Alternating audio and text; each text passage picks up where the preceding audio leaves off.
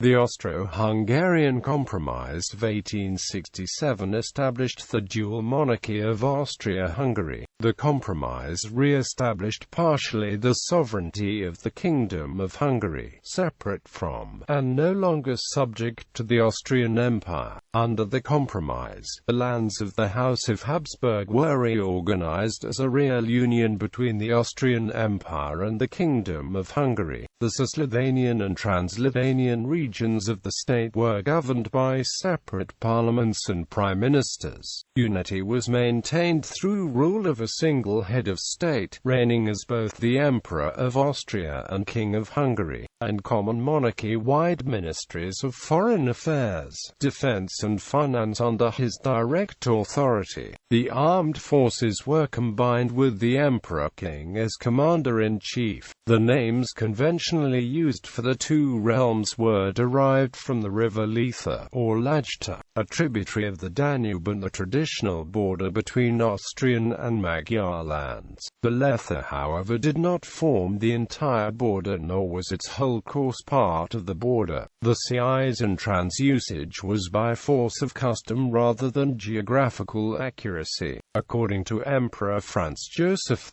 I of Austria, only 3 people contributed to the compromise. There were 3 of us who made the agreement: Deke, Andrassy and myself. History. In the Middle Ages, Austria was a quasi-independent state within the Holy Roman Empire, ruled by the House of Habsburg, while the Kingdom of Hungary was a sovereign state outside the empire. In 1526, at the Battle of Mohacs, Hungary was defeated and partially conquered by the Ottoman Empire. The crown of Hungary was inherited by the Habsburgs. The Ottomans were subsequently driven out of Hungary in 1699. From 1526 to 1804, Austria and Hungary were a personal union under the Habsburgs, but remained nominally and legally separate. In 1804, the Holy Roman Emperor Francis II, who was also ruler of the lands of the Habsburg monarchy, founded the Empire of Austria, in which all his lands were included. In doing so, he created a formal overarching structure from the Habsburg monarchy, which had functioned as a composite monarchy for about 300 years, until the 1848 revolution. The workings of the overarching structure and the status of its component lands stayed much the same as they had been under the composite monarchy that existed before 1804. This was especially demonstrated by the status of the Kingdom of Hungary, a country which had always been considered a separate realm of status that was affirmed by Article 10, which was added to Hungary's constitution in 1790 during the phase of the composite monarchy and described the state as a regnum independens. Hungary's affairs remained administered by its own institutions as they had been beforehand. Thus, under the newer arrangements, no imperial institutions were involved in its internal government.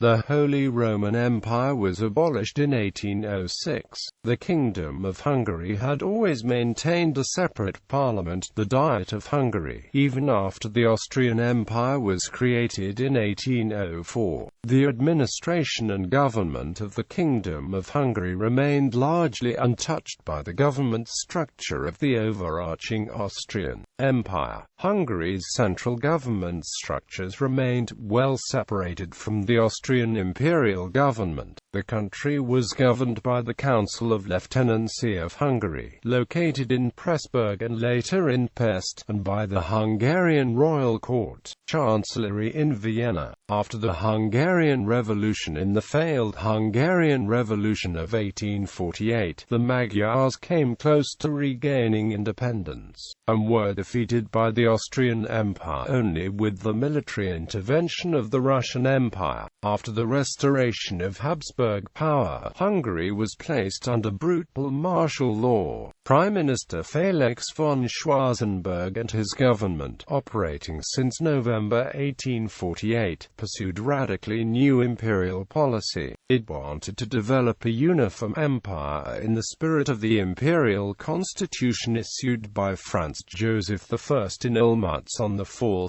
March 1849, and as a result, Hungary's constitution and her territorial integrity were abolished and she became subsumed into the hereditary lands. After the 1848–49 Hungarian War of Independence, a military dictatorship was created in Hungary. Every aspect of Hungarian life was put under close scrutiny and governmental control. The territory of the country was partitioned into crown lands, and the Hungarian government and Hungarian parliament were suspended. This started an era of absolutist rule in Hungary. German became the official language of public administration. The edict issued on 9 October 1849 placed education under state control. The curriculum was prescribed and controlled by the state. The education of national history was confined, and history was taught from a Habsburg viewpoint. Even the bastion of Hungarian culture, the academy, was kept under control. The institution was staffed with foreigners, mostly Germans, and the institution was practically defunct until the end of 1858.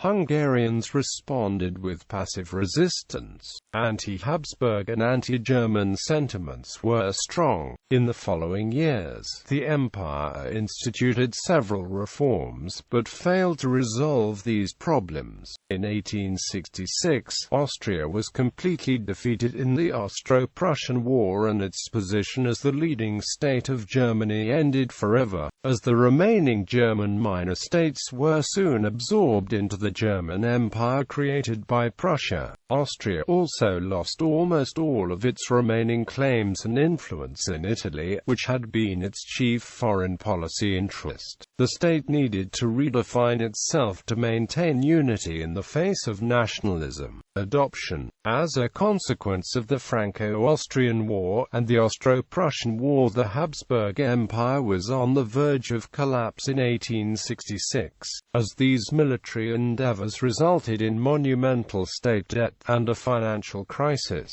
The Habsburgs were forced to reconcile with Hungary to save their empire and dynasty. The Habsburgs and part of the Hungarian political elite arranged the Austro-Hungarian Compromise of 1867. Despite the fact that the overwhelming majority of the populace wanted full independence, Hungarian statesman Ferenc Deák is considered the intellectual force behind the compromise. Deák initially wanted independence for Hungary and supported the 1848 revolution, but he broke with hardline nationalists and advocated a modified union under the Habsburgs. Deák took the line that, while Hungary had the right to full internal independence, questions of defense and foreign affairs were common to both Austria and Hungary under the Pragmatic Sanction. He also felt that Hungary benefited through continued unity with wealthier, more industrialized Austria, and that the compromise would end the pressures on Austria of continually choosing between the Magyar and Slav populations of the Kingdom of Hungary.